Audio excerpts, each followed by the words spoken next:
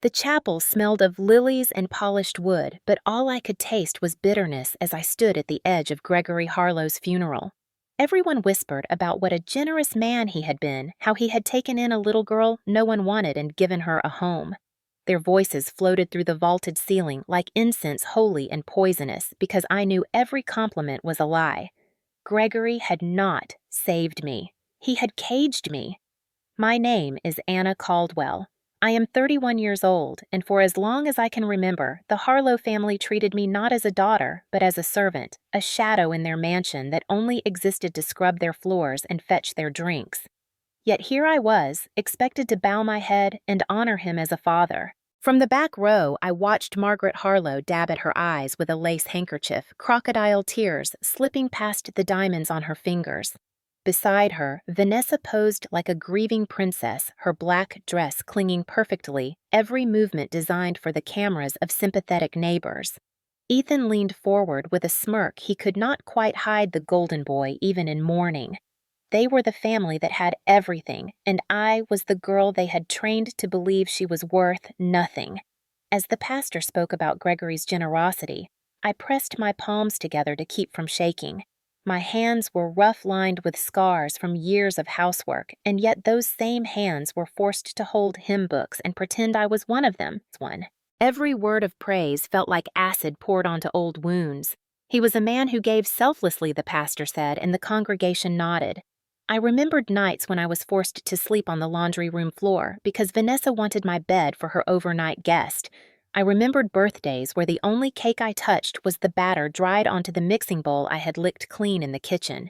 I remembered Margaret hissing, "Be grateful, Anna. No one else would keep you."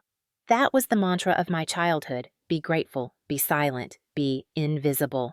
I glanced at the coffin, the mahogany polished so brightly it reflected the chandelier above.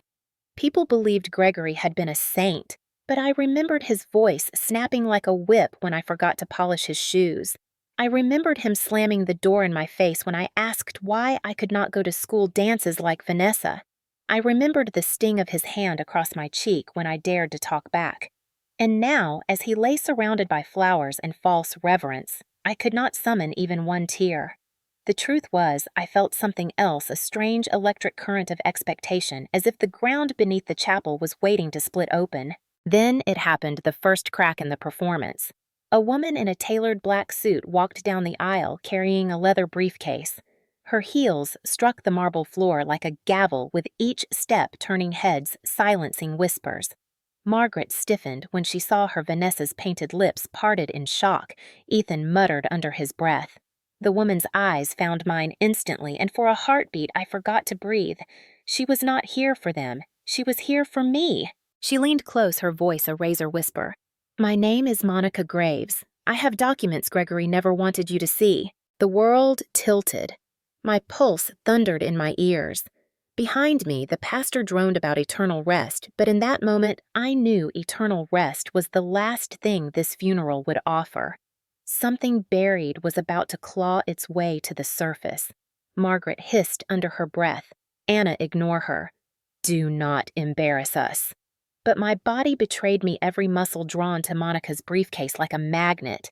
I had spent my life obeying commands, shrinking into silence, but now the command of my own blood screamed louder. "Listen." I straightened, the chapel lights blurring as my throat tightened. For the first time in 31 years, I did not lower my eyes. I met Margaret's glare, Vanessa's disdain, Ethan's smirk, and I thought no more. Gregory may be buried, but the truth he smothered with dirt was about to breathe again, and I would not be silent this time. When people spoke about the Harlow estate, they always mentioned the chandeliers, the manicured gardens, and the grand staircase that curved like something from a magazine cover. But for me, that house was not a palace. It was a prison dressed in velvet. From the moment I could hold a broom, I was no longer Anna Caldwell, a child with dreams and questions. I was simply the servant who lived in the attic, the girl who knew her place. I was 7 the first time Margaret placed a scrub brush in my hand. My friends at school were still playing with dolls, but I was on my knees scrubbing marble floors until my arms ached. Margaret walked past in heels that clicked like gunshots, her perfume heavy and suffocating. "Do it again," she said coldly when I missed a spot. I learned quickly that her approval was earned not with love, but with silence and labor. If the house gleamed, I could eat dinner. If it did not, I went hungry. Vanessa loved to sit on the staircase and watch me work. She was only 2 years older, but the way she looked at me was the way one looked at a maid or a stray dog. She would drop candy wrappers on the floor, deliberately, smile sweetly, and say, "Anna, you missed a spot." Ethan, younger but spoiled beyond imagination, treated me like a personal valet. He would toss his muddy shoes at me after soccer practice and demand they be spotless before morning. If they were not, Gregory's belt would do the talking across my back. Christmas was the worst. While the neighborhood children ripped open gifts beneath glowing trees, I was told to stand in the kitchen doorway and keep out of the photographs. Vanessa got pearl earrings at 12. Ethan got a brand new bicycle, and I got Margaret's orders. Wash the dishes before the frosting hardens. I remember the ache of envy as I watched them laugh around the fire ribbons and paper everywhere. My only present was the sting of dishwater on cracked skin. When I turned 10, I dared to ask Gregory if I could join a school play. I loved reading, and the thought of performing even one line on stage filled me with joy. He leaned back in his leather chair, lit a cigar, and laughed in my face. "Do you think anyone wants to see the maid stumble through Shakespeare?" His words sank into me like needles. That night, as I scrubbed the kitchen counters until my knuckles bled, I whispered the lines I had memorized into the empty dark, my only audience, the humming refrigerator. There were small sparks of hope I clung to like lifelines. A teacher once praised my essay, saying I had a gift with words. I carried that sentence in my chest for years. Another time, a neighbor slipped me a piece of chocolate and whispered, "You deserve better, sweetheart." Those moments were drops of water in a desert, but they could not erase the daily drought. Margaret was a master at cutting me down with her tongue. Whenever I finished a task, she found another. If I dared to smile, she reminded me I had nothing to smile about. "Be grateful," she would hiss. "We took you in. Without us, you'd be in the gutter." Those words became my lullaby, the chorus of my life. Be grateful, be silent, be nothing. As I grew older, the work grew harsher. By 13, I was responsible for cooking full meals. By 15, I was ironing Gregory's shirts late into the night, the hiss of steam my only company. Once, when I burned his cuff, he forced me to hold my hand over the hot iron as punishment until the skin blistered. I still have the scar, a pale patch across my palm, a permanent reminder that in the Harlow house I was not a daughter, I was property. Yet what hurt the most was not the chores, not the punishments, not even the hunger. It was the erasure. Birthdays came and went without candles. Family portraits were taken with me standing out of frame. School permission slips disappeared mysteriously so I could never join trips. Every time I asked why, Margaret's answer was the same: "You don't belong." And slowly, dangerously, I believed her. By the time I reached 17, I no longer thought of myself as Anna Caldwell. I was Anna the servant, Anna the mistake, Anna who owed everything to the people who owned her. The Harlows had succeeded in carving their lie into my bones, that I was worthless, that their cruelty was kindness, that my life was theirs to command. But as I stood in that chapel decades later listening to people praise Gregory as a savior, the memories rose like bile. They thought I was the lucky orphan he had saved. They had no idea I had been the prisoner he had chained. By the time I was 16, I had learned how to survive in the Harlow house, keep my head down work without complaint, and never expect a thank you. But even a heart beaten down still dares to dream. That year, I poured myself into schoolwork, staying awake at night with a flashlight under the covers, reading borrowed textbooks until my eyes blurred. When the guidance counselor called me into her office and handed me a letter, my hands trembled. I had won a partial scholarship to a state university, recognition that my mind had value, even if my life at home said otherwise. For the first time, I believed there was a door out of my cage. I showed the letter to Margaret with shaking hands, my voice too hopeful. "They want me to study English literature. I could leave next fall." For a moment, I saw something flicker across her face. Not pride, not joy, but a cold calculation. Then she laughed. Not the laughter of delight, but the sharp, cutting laugh that could slice through bone. "You, university. Who do you think you are, Anna? Do you believe you're better than Vanessa? Better than Ethan? A girl like you doesn't belong in college. You belong here scrubbing and cooking. That's what you're good for. Gregory chimed in from his leather chair, swirling whiskey in his glass. Don't fill her head with nonsense, Margaret. She needs to be useful, not wasting time with books. Vanessa smirked from the sofa, filing her nails, while Ethan tossed a football in the air, not even pretending to care. My dreams crumbled in their silence and their dismissal. I felt my throat close, my cheeks burn with humiliation. The scholarship letter trembled in my hands before Margaret snatched it away and ripped it cleanly down the middle. Enough, she said. Back to work. I returned to my chores in a fog, the sound of the paper tearing echoing louder than any belt across my back. That night, I lay in the attic, staring at the ceiling beams, wondering if my life would ever be more than laundry and leftovers. A small voice inside whispered, "Run. Leave." But fear kept me rooted. Where would I go with no money, no identity, no one to claim me? Gregory and Margaret had seen to that. They controlled everything, even my sense of self. There were other times hope fluttered only to be stomped out. At 17, I wrote an essay that won first place in a statewide contest. My English teacher hugged me, tears in her eyes, saying, "Anna, you have a gift." For a moment, the world shimmered with possibility. When I brought the certificate home, Margaret barely looked at it. Does it put food on the table? Does it iron shirts? No. Then it means nothing. She crumpled the paper and dropped it in the trash. My heart cracked, and still, I bent to pick up the crumpled page, smoothing it out when no one was watching, hiding it under the mattress, as if it were contraband. Even birthdays became weapons. On my 18th birthday, I whispered a timid request. Could I invite a few classmates for cake? Vanessa overheard and laughed so hard she nearly cried. Who would come? You don't have friends, Anna. You have chores. That evening, Margaret placed a cake on the table, thickly frosted and decorated with candles. For a fleeting second, I thought it was for me. Then Ethan blew out the candles and they all sang his name, even though his birthday was still 2 weeks away. Mine passed unacknowledged, except for a sink full of dishes waiting for me. Each disappointment carved deeper lines into me like inscriptions of who I was allowed to be. Hope became dangerous, a trick that left me raw and ashamed. Yet even as I tried to kill my dreams, they clung stubbornly. At night, when the house was asleep, I would sit by the attic window and look at the stars, whispering to myself the names of faraway universities, the titles of books I longed to read. I imagined a life where someone celebrated my birthday, where my hands wrote essays instead of scrubbing stains, where my worth was not measured by obedience.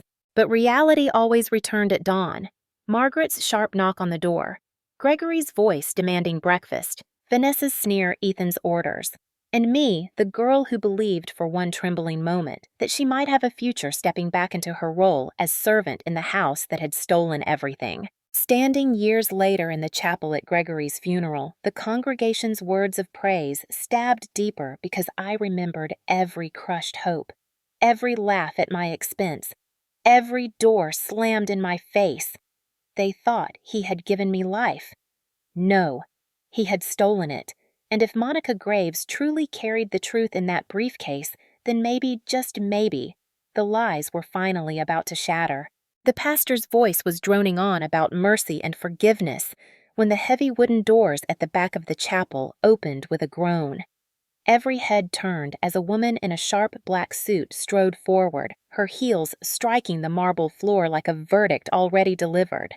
Her posture was straight, her expression unreadable, and the leather briefcase in her hand looked less like an accessory and more like a weapon. I had never seen her before, but the moment her eyes locked on mine, something inside me shifted like a door cracking open in a long-sealed prison. Margaret's lips went thin color draining from her face. Vanessa gasped softly, clutching her pearls like some scene out of a soap opera, while Ethan muttered a curse under his breath. They recognized her, or at least what her presence meant. My heart thudded. She was here for them, yes, but mostly she was here for me. The pastor stumbled over his words as she reached the front row. She leaned down, her voice low enough for only me to hear. My name is Monica Graves. I represent a client connected to you. Gregory kept things hidden. You deserve to know the truth. The air left my lungs. I gripped the pew in front of me to steady myself. Truth. The word itself was a blade promising to cut through decades of lies. But before I could answer, Margaret snapped her voice sharp enough to pierce the sanctimonious hush. Anna, sit down. This woman is nothing but a vulture circling a coffin. Ignore her. Do not embarrass us. Embarrass us. That phrase had followed me my entire life. When I dared to ask questions, when I wanted to join a field trip, when I wanted to celebrate a birthday. Embarrass us. Always a command to silence to erase myself. But in that moment, looking at Monica, I felt a heat rise that I could no longer smother. Monica straightened her gaze, never wavering. Gregory left more behind than this coffin and these lies, she said, her voice now loud enough for the front rows to hear.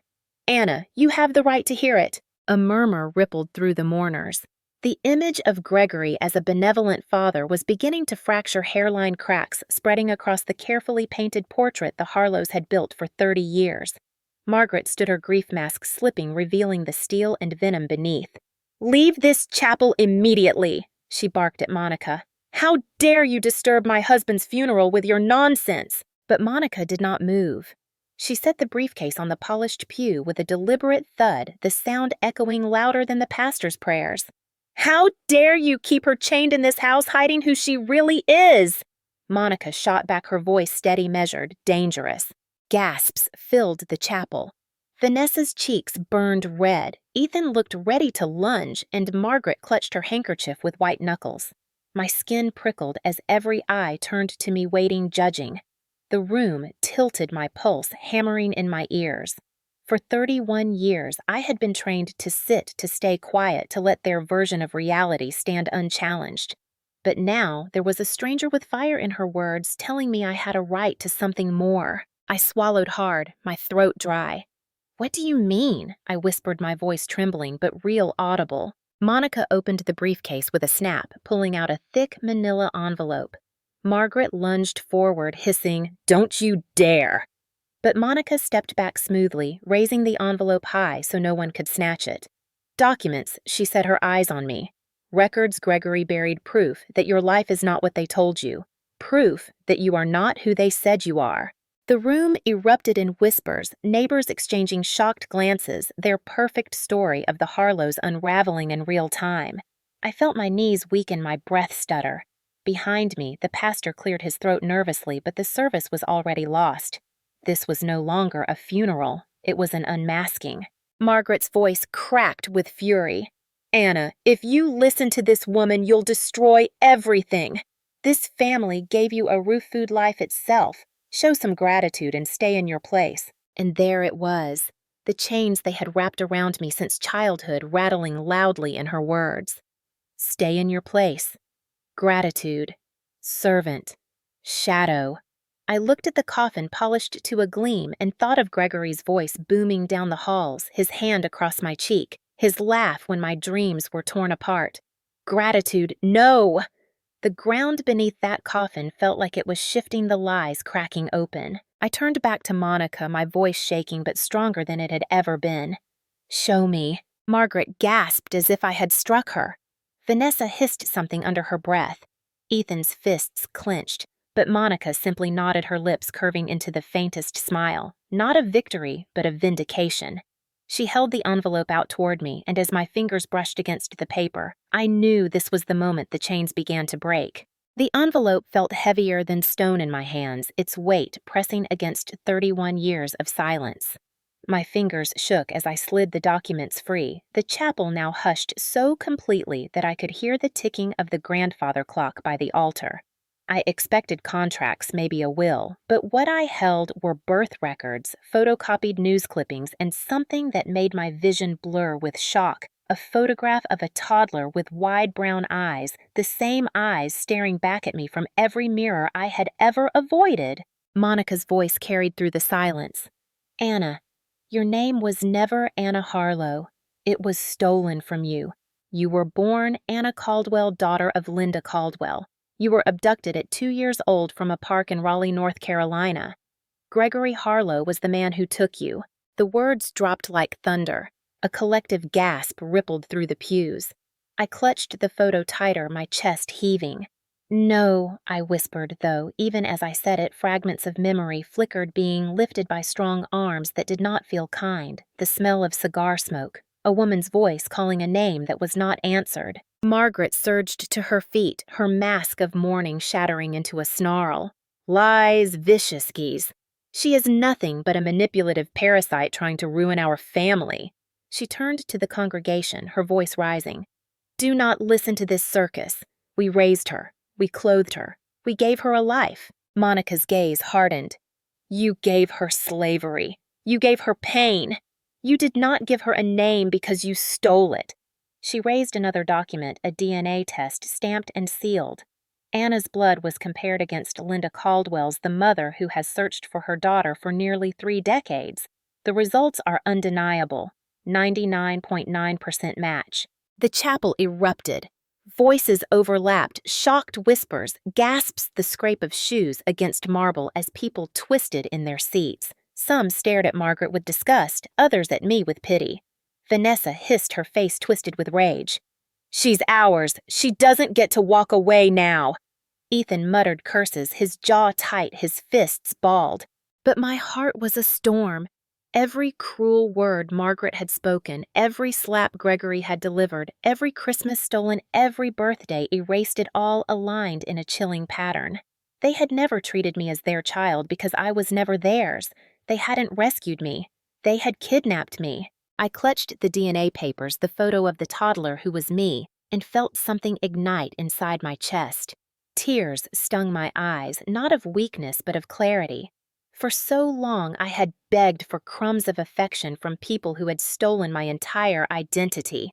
Now the truth lay open on the polished wood of the pew for all to see. Margaret tried again, her voice rising to hysteria. Do you not see? This woman is trying to turn you against us. After all we sacrificed, after all we gave. Sacrificed. The word left my lips louder than I intended, trembling with fury. My voice cracked through the chapel like glass breaking. You sacrificed nothing. You stole me. You made me believe I was worthless. You tore my dreams apart and called it love. You destroyed 31 years of my life. The room fell silent. Margaret's mouth opened, but no sound came out. Vanessa shifted uncomfortably. Ethan stared at the floor. For the first time in decades, they had no script to silence me. Monica laid a steady hand on my shoulder, grounding me. Anna, she said gently, your mother is alive. She never stopped searching, and now, with these documents, with these tests, no one can deny who you truly are. I felt the floor sway beneath me, the coffin at the front of the chapel blurring in my vision. Gregory lay in polished wood, praised as a savior, but the truth was carved into paper in my trembling hands. He was no savior. He was a thief, and his death had finally unlocked the truth he had buried. I looked up, my voice steadier now. Then it's time the world knows. I am not Anna Harlow. I am Anna Caldwell, and I will never again be silent. The congregation gasped, whispers swelling into waves. Some looked horrified, some relieved, some ashamed for never questioning the Harlows' perfect facade. But I stood taller than I ever had in my life, clutching the proof of who I was feeling. The chains crack and fall away with every breath. And for the first time, I was not afraid. I stood frozen in that chapel, my fingers still curled around the photograph of the toddler with eyes identical to mine. The DNA papers trembled in my grip. The truth was undeniable, yet my mind reeled, dragging me back through 3 decades of memories that suddenly looked different under this new light. It was as if someone had switched on a harsh lamp in a dim room, and all the shadows I had lived in were now grotesque monsters in full view. I thought of the nights when Gregory locked the front gate and pocketed the keys, telling me the world was too dangerous for a girl like me. I had believed him, had told myself he was protecting me. But no, he had been caging me. Every excuse, every prohibition, every slammed door was not love. It was control. It was fear that someone might discover who I really was. I remembered being 8 years old, staring at the family photo album, asking why there were no baby pictures of me. Margaret's answer had been swift rehearsed. We adopted you when you were older, Anna. You should be grateful you even have a place in this family. Gratitude, always that word. At the time, I accepted it. Now I saw it for what it was, a convenient lie to explain away the missing years, the stolen history. The scar on my palm pulsed as if it, too, recognized the truth. That burn mark from Gregory forcing my hand near the iron, he had justified it as discipline for carelessness. But what father punishes like that? What father sees his child as disposable? He hadn't been a father at all. He had been my captor and Margaret his accomplice. The memory of Vanessa jeering, "You're not really one of us," echoed bitterly. I used to believe it was cruelty born of sibling rivalry, but now I understood she had known, or at least suspected the truth. She had wielded it like a blade, cutting me down every chance she got. Ethan, too, with his smirks and dismissals, his contempt, had been deeper than arrogance. It had been the certainty that I was a stolen possession, a servant forced to orbit their privilege. Even the smallest moments twisted into daggers. Gregory refusing to let me join sleepovers, Margaret tearing up my scholarship letter, Vanessa's smug laughter when I asked for a birthday celebration. None of it had been arbitrary. It had been a careful orchestration to keep me small, voiceless, hidden. Because if I had grown, if I had stepped outside their control, someone might have recognized me. Someone might have asked questions, and their empire of lies would have collapsed. I remembered one searing night more vividly than all the others. I had been 12, lying awake in the attic when I heard Margaret and Gregory arguing downstairs, her voice sharp as glass. If she ever finds out if anyone ever digs, it will all come crashing down. Gregory's growl in response, "No one will dig. No one cares. She's ours now." I hadn't understood the words then. Now they replayed in my mind with brutal clarity. They had known the risk. They had lived in fear of exposure, and they had chosen to double down year after year, ensuring I never learned the truth. Tears blurred my vision, but they were not the same tears of helplessness I had shed in silence for decades. These were tears of fury, of betrayal, of mourning for the little girl ripped from her real mother's arms. That toddler in the photo had been loved, wanted, cherished. She had been stolen into a world where love was twisted into manipulation, where family was a facade, where survival depended on obedience. And the cruelest part, for so long I had believed it. I had believed I was lucky to have food, even if it came with insults. I had believed I was blessed to have a roof, even if it leaked and reeked of contempt.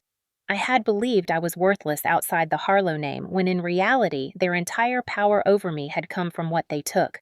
My life, my history, my name. The coffin gleamed at the front of the chapel. Gregory's body rotting beneath polished mahogany, dressed in silk he had never allowed me to touch. They called him generous. They called him noble.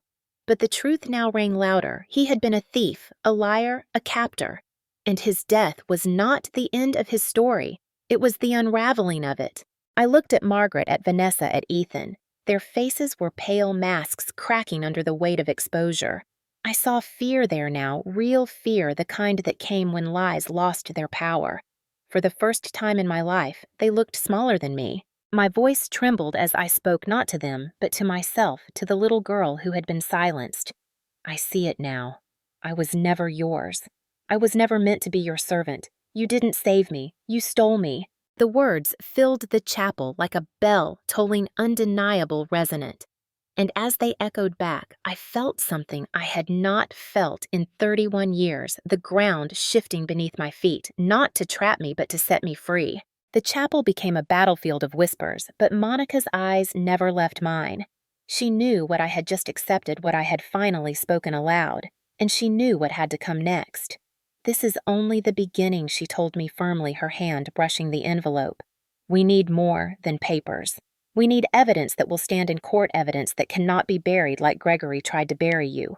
That night after the funeral, I found myself sitting across from Monica Graves in her downtown office. The walls were lined with legal books, the air heavy with the smell of coffee and old paper. A man joined us, tall, lean, with a weathered face and sharp eyes. He extended a hand. "James Porter, private investigator. I've worked with Monica before." His grip was firm, his voice steady. "I'll help you dig this up." I nodded numbly, my mind still raw. I've lived with them my whole life. What if there's nothing left to find? James leaned forward, his gaze unwavering. "There's always something. People like Gregory and Margaret think they're smarter than everyone else, but arrogance leaves trails. We'll follow them." The next weeks blurred into a storm of revelations. James and Monica unearthed police reports from Raleigh dated nearly 30 years earlier the disappearance of a 2-year-old girl named Anna Caldwell. I read my mother's desperate pleas quoted in the newspaper clippings. "Please, if anyone knows where my daughter is, bring her home." Tears blurred the ink, but I forced myself to keep reading. James tracked down a retired detective who had worked the case. The man remembered the Caldwell disappearance vividly. "We always suspected she was taken by someone who wanted a child," he said gravely. "But then the trail went cold.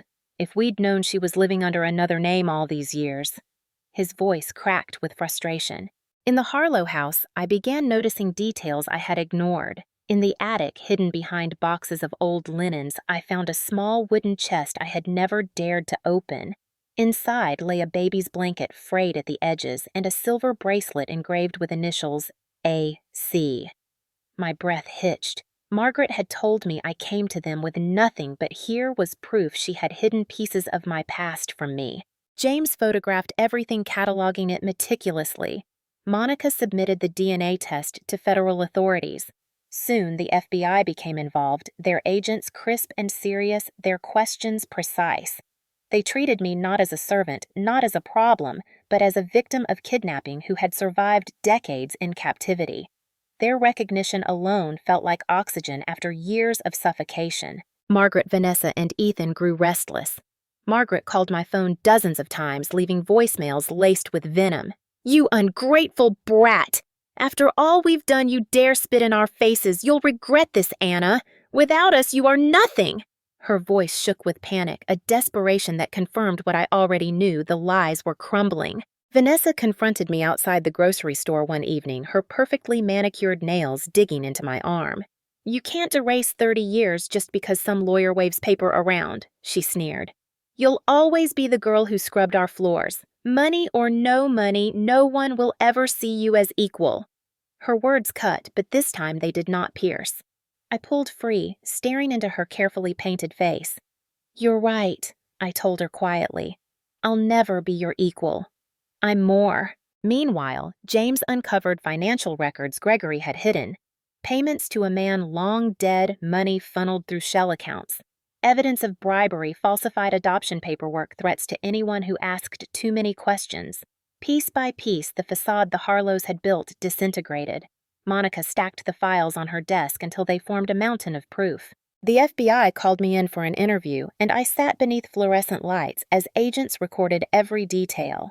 I told them about the attic, about the birthdays ignored, about the scholarship letter ripped apart. At one point, my voice faltered, but Monica squeezed my hand. "Keep going," she urged, and I did. For hours, I laid my life bare, transforming memories of pain into testimony of crimes. When the agents closed their folders, one of them looked me in the eye. "Anna, this isn't just a family dispute. This is a federal case. Gregory may be dead, but Margaret and anyone who helped him will face justice. And you're not alone anymore." Those words echoed in my chest. Not alone. For the first time, I felt the weight of truth shifting onto the shoulders of people who could carry it, who would not dismiss it as whining or ingratitude. I felt the tide turning. As we left the FBI building, Monica paused at the door. "They tried to erase you, Anna," she said, her voice steady, "but now we're writing you back into existence. And soon, everyone will know exactly what they did." I looked up at the sky, the city lights reflecting against the dark. For years, I had whispered my dreams to the stars, believing no one heard. But now the universe was listening, and the truth was no longer buried.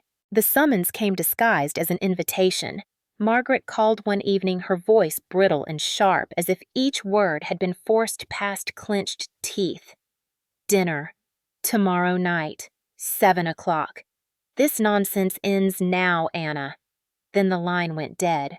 Every instinct screamed it was a trap, yet Monica urged me to go with James waiting nearby. "Confrontation is inevitable," she said. "Better to face it on your terms." I spent that night awake, the photograph of me as a toddler pressed against my chest like a shield.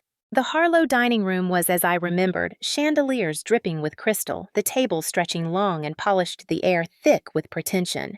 Margaret sat at the head dressed in mourning black that did little to soften the steel in her eyes. Vanessa lounged on her right, draped in silk, her smile brittle. Ethan slouched on the left, tapping a fork against his plate with restless aggression. The chairs creaked when I sat down, and for a moment, no one spoke. Finally, Margaret broke the silence. "This circus has gone far enough. You've allowed outsiders to twist your mind with lies, and you've humiliated us in front of the community." Her voice trembled with fury, not grief. "But it ends tonight. You will renounce this charade. You will tell the FBI you were confused, manipulated. If you do, we might consider forgiving you." My stomach turned. Forgiveness, as though I were the sinner, not the stolen child. Vanessa leaned forward, her nails clicking against her wine glass. "Do you really think anyone sees you as a Caldwell A family you haven't even met? We're the ones who raised you. We gave you food, clothes, a roof. Without us, you'd still be nothing. Who will believe you're anything else?" Her words once would have cut me open, but now, armed with truth, they slid off like water against stone. I met her gaze steadily. "I'm not nothing. I'm not yours. And the world will believe me because I have the proof. The DNA, the records, the blanket you hid in the attic, the bracelet you buried in that chest. It all tells the story you tried to erase." Ethan slammed his fist against the table, the silverware clattering. "You're a parasite. 30 years of our family's money, our family's name, and this is how you repay us, by dragging us through the mud." I rose, my voice shaking but stronger than ever. 30 years of servitude. 30 years of being your maid, your punching bag, your scapegoat. You didn't raise me, you used me. You didn't give me a family, you stole mine. Margaret shot to her feet, her face flushed with rage. "Ungrateful wretch! We could have left you to rot in some gutter. Instead, we gave you a home, and this is how you repay us, by spitting in our faces." My heart thundered, but I didn't back down. "You didn't give me a home. You stole me from the one I already had.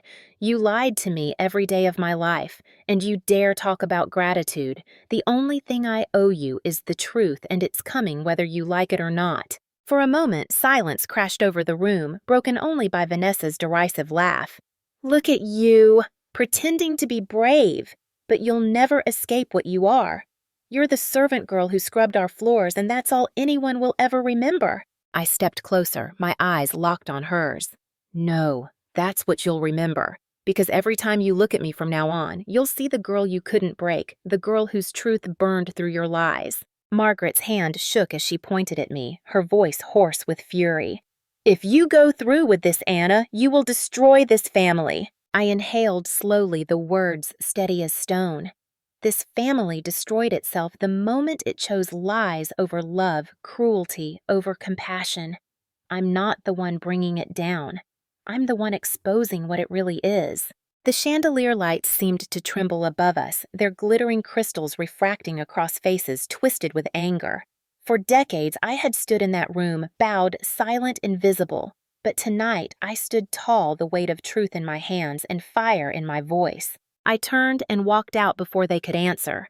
Behind me, Margaret's scream echoed high and shrill, shattering the pretense of dignity she clung to. Vanessa cursed. Ethan shouted, chairs scraped violently against the floor, but I didn't look back. James was waiting outside in his car engine idling. He studied my face as I slid into the passenger seat. "How did it go?" I exhaled, my hands trembling, my chest burning with adrenaline. It went exactly how it needed to. They know they can't control me anymore. For the first time, I felt the Harlow house shrinking behind me, its walls no longer a cage, but a crumbling relic of lies. Ahead lay courts trials, headlines, battles still to be fought. But the hardest war, the war for my own voice, had already been won. The courthouse steps felt like the threshold to another life. Reporters clustered at the entrance, microphones raised like weapons, cameras flashing with a hunger for spectacle. "Anna, is it true you were kidnapped by the Harlows? Do you expect to inherit the estate? What do you have to say to the people who still believe Gregory was a hero?" Their voices blurred into a wall of noise, but I kept walking, Monica and James flanking me like sentinels. I had spent 31 years silenced. Today I would be heard. Inside the courtroom, the air was electric. Margaret sat at the defense table, her black dress sharp as armor, her lips pressed thin. Vanessa sat stiffly beside her, glaring with icy disdain.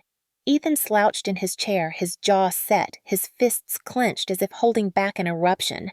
They looked smaller under the fluorescent lights, stripped of the polished glamour they wielded in the estate's halls. The mask of the perfect family was gone. What remained were frightened faces trying to cling to power. The judge, an older man with steel-gray hair, entered and the room rose. "We are here to determine the matter of Anna Caldwell's identity and the crimes committed in concealing it," he declared, his gavel striking with a sound that reverberated through my bones. The prosecution began with documents Monica had meticulously prepared: birth certificates, hospital records, newspaper clippings from the day of my disappearance, photographs of my mother, Linda Caldwell, desperate and pleading, holding up a toddler's blanket. Then came the DNA test projected onto the courtroom screen. 99.9%. The match that erased every lie. The FBI agents testified next, presenting financial records that James had uncovered. Bribes paid to falsify adoption paperwork. Payments to silence a doctor who had questioned the missing medical history of a newly adopted child. It painted a picture not of a family rescuing an orphan, but of criminals constructing a cover story. When it was my turn, I walked to the witness stand on shaking legs. The oath tasted heavy on my tongue, but my voice was clear. I told them about the attic room where I slept, about the iron burn scar on my palm, about the scholarship letter ripped in half. I described Christmases where I washed dishes instead of opening gifts, birthdays where my name was erased from memory. My words cracked at times, but each sentence was a blade cutting through decades of silence. Margaret's attorney tried to discredit me. "Isn't it true the Harlows gave you food, shelter, education, that they raised you when no one else would?" I met his gaze steadily. "Food served with cruelty is not kindness. A roof built on lies is not a home. They didn't raise me. They broke me, and they did it while hiding the truth of who I really was."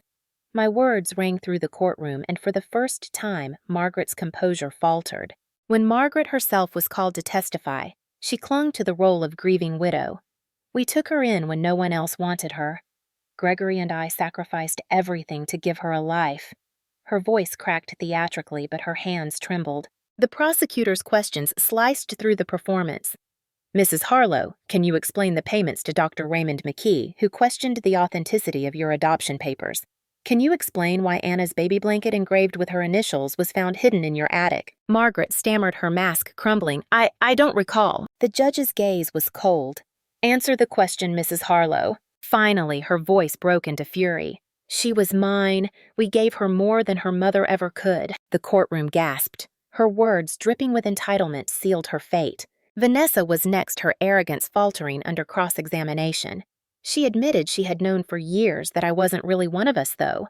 She claimed ignorance of the kidnapping. Ethan's testimony was worse. His rage spilled into the open. "She owes us. She owes everything to us. Without us, she'd be nothing." His outburst echoed off the walls, proof of the contempt that had poisoned my life. At last, the judge leaned forward, his voice steady and grave. "The evidence is overwhelming. Anna Caldwell was abducted as a child and unlawfully held by Gregory and Margaret Harlow.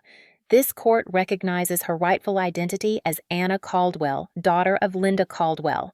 Furthermore, the estate of Gregory Harlow, valued at $93 million, is hereby transferred to its legal heir, Anna Caldwell. Margaret Harlow will face federal charges for conspiracy and unlawful imprisonment. Court is adjourned." The gavel fell, and with it 31 years of captivity shattered. Gasps filled the room, reporters scrambling pens, scratching furiously. Margaret's face twisted into horror as marshals stepped forward. Vanessa covered her mouth, tears smearing her mascara. Ethan cursed violently as he was restrained. Their empire of lies collapsed in public view, stripped bare under the cold light of justice. I stood slowly, my body trembling, but unbroken. For so long I had imagined this moment, justice, not as a fantasy whispered to the stars, but as a reality carved into law. I turned to Margaret one last time. Her eyes, once so full of power, were now wild and cornered. I felt no pity. "You always told me to be grateful," I said quietly, my voice carrying in the silence. "Today, I finally am grateful I am no longer yours." Flashbulbs exploded as I left the courtroom, Monica at my side, James trailing close. Reporters shouted questions, but their voices no longer frightened me. For the first time in 31 years, I was walking into the world not as a servant, not as a shadow, but as myself. Anna Caldwell, daughter, survivor, heir. And justice had finally spoken. The courthouse emptied into chaos, reporters shouting, cameras flashing, Margaret's furious screams echoing down the hall as marshals led her away. But for me, the world quieted to a hum. Monica touched my arm gently. "Anna, there's someone you need to see." Her eyes softened in a way I had never seen before. "She's been waiting a long time." The air left my lungs. My feet felt nailed to the marble floor. For weeks, I had heard whispers, seen documents, even held the DNA results in my hands. But none of it prepared me for the moment I was about to face, the moment truth became flesh and blood. We were led into a small side room away from the crush of cameras. My palms sweated, my heart pounded so loud I could barely hear the click of the door closing behind me. And then, she was there. Linda Caldwell stood by the window, her hands clasped tightly as though she had been praying. Her hair was silvered, her shoulders a little stooped, but when she turned her eyes, those same brown eyes from the toddler photograph locked on mine. For a heartbeat, we just stared, neither of us breathing. Her lips trembled as she whispered, "Anna." The sound of my name, my real name, fell from her mouth like a blessing, like a key turning in a lock I hadn't known was still sealed. Tears blurred my vision. My body moved before thought could catch up. I crossed the room, and then her arms were around me, fierce and trembling, pulling me into an embrace that felt like coming home after a lifetime of exile. Her sobs shook against my shoulder. "I never stopped looking. Not one day. I kept your room the same. I prayed every night that somehow I would find you again." Her words poured out decades of love compressed into broken sentences. My own voice cracked. "I thought no one wanted me. They told me I was nothing, that I should be grateful they took me in." She pulled back, cupping my face in her hands, her eyes blazing through tears. "Don't you ever believe that. You were wanted from the very moment you were born. They didn't save you, they stole you from me." She pressed her forehead to mine, and the truth of her love wrapped around me tighter than any lie ever had. In her bag, she pulled out a small bundle. A faded knitted blanket frayed at the edges, smelling faintly of lavender. "You were wrapped in this the night you disappeared. I carried it to every police station, every news interview, every vigil. I told myself if I ever found you, I would give it back." She placed it in my hands, and I clutched it to my chest, sobbing. It was the same blanket I had found hidden in the Harlow attic, proof they had buried my beginnings. But here in my mother's hands, it wasn't evidence. It was memory, love, survival. We talked for hours, voices breaking and mending. She told me about the years of searching, how she had fought with police who gave up, how she had organized community drives, how she had put up posters long after everyone told her to stop.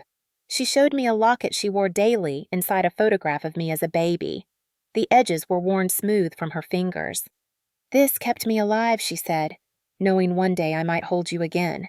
I told her about the attic, the chores, the lies, the loneliness. Her eyes filled with sorrow, but also pride. "You survived them," she whispered. "They tried to erase you, but you are still here, stronger than ever." We laughed through tears when she confessed she still had my childhood teddy bear tucked on her nightstand. We cried again when I realized how many birthdays, how many holidays we had lost. But underneath the grief was something indestructible, a connection that had survived distance, cruelty, and decades. Blood, yes, but more than that, love that refused to die. As evening fell, we stepped outside together. Reporters were still camped on the courthouse lawn, their lenses swiveling. Flashbulbs popped as they recognized her. "Anna, is this your mother?" they shouted. Linda gripped my hand, her spine straightening as if 30 years had rolled off her shoulders. "Yes," she said clearly, her voice trembling but proud. "This is my daughter." The words rippled through the crowd, undeniable, unassailable. And for the first time in my life, standing beside her under the glow of camera lights, I felt whole. Not a servant, not a shadow, not a stolen girl. A daughter returned. I looked at her, at the woman who had never given up, and whispered through my tears, "I'm home." Justice has a way of echoing louder than any denial, and in the weeks after the trial, the echoes followed the Harlows everywhere. Margaret's mugshot appeared on the front page of every newspaper, the once polished matriarch, now a bitter woman in handcuffs. Her hair unkempt, her eyes hollow with rage. Reporters called her the Lady of Lies, a widow who conspired with her husband to steal a child and build a facade of generosity. At the grocery store, I overheard neighbors whispering in disbelief. Can you imagine?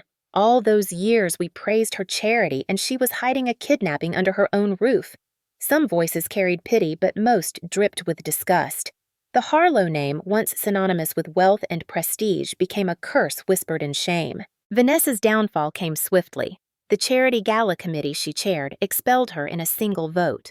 The women she once called friends refused to answer her calls. Her perfect image, carefully curated in black dresses and sparkling jewelry, dissolved under the weight of public contempt. Paparazzi caught her weeping outside a salon, her mascara streaking like ink on glass. She tried to post a statement on social media claiming she had been misled, but the comments turned venomous. You knew. You bullied her. You played your part. The empire of approval she had built online crumbled into silence. Ethan's ruin was louder, more violent. He had been working at a financial firm secured by Gregory's connections, but once the scandal broke, the firm dropped him like a stone. Angry clients shouted outside his office, accusing him of benefiting from blood money. One evening, I saw footage on the news of Ethan shoving a cameraman, his face twisted with fury, his carefully combed hair falling into disarray. "She owes us," he screamed into the flashing lights. "Everything she has, she owes us." The words rang hollow now, exposing his entitlement as nothing but the tantrum of a man stripped of stolen privilege. Margaret's trial for conspiracy and unlawful imprisonment drew even more attention than Gregory's funeral had. I sat in the courtroom again, no longer as a trembling shadow, but as a witness to their collapse. She tried to weep to play the grieving widow, but the evidence spoke louder. The payments, the blanket, the bracelet, the testimonies. Her sobs curdled into screams when the judge sentenced her to 15 years in federal prison. "You don't understand," she wailed, her voice echoing off marble walls. "She was mine. She belonged to me." I didn't flinch. For the first time I saw her clearly, not a mother, not a guardian, but a thief screaming over stolen goods finally taken back. Vanessa and Ethan weren't charged, but they didn't need prison to feel their cages. The world itself became their punishment. Strangers spit at them in the street. Invitations to elite events dried up. Their so-called friends disappeared. They sold off jewelry cars, even the clothes off their backs, just to pay legal fees. And yet, no matter how low they sank, they remained defiant, their bitterness poisoning every word. I once thought seeing them suffer might bring me joy, but watching them unravel, I felt something unexpected detachment. Their ruin wasn't my victory. My victory had come when I reclaimed my name, when I stood in court and spoke the truth. Their punishment was simply the consequence of their own rot surfacing in the light. On the day Margaret was transferred to prison, reporters asked if I had any words for her. I thought carefully, then said, "For 30 years, she told me to be grateful. Today I am. I'm grateful she can no longer hurt anyone else." Those words made the evening news, but more importantly, they closed a door inside me. I no longer needed vengeance. Justice had already done its work. The Harlows had spent their lives building a fortress of lies, and now they were trapped in its ruins, crumbling walls pressing in on them from all sides. And me, I walked away free, no longer looking over my shoulder for their approval, no longer hearing their voices in my head.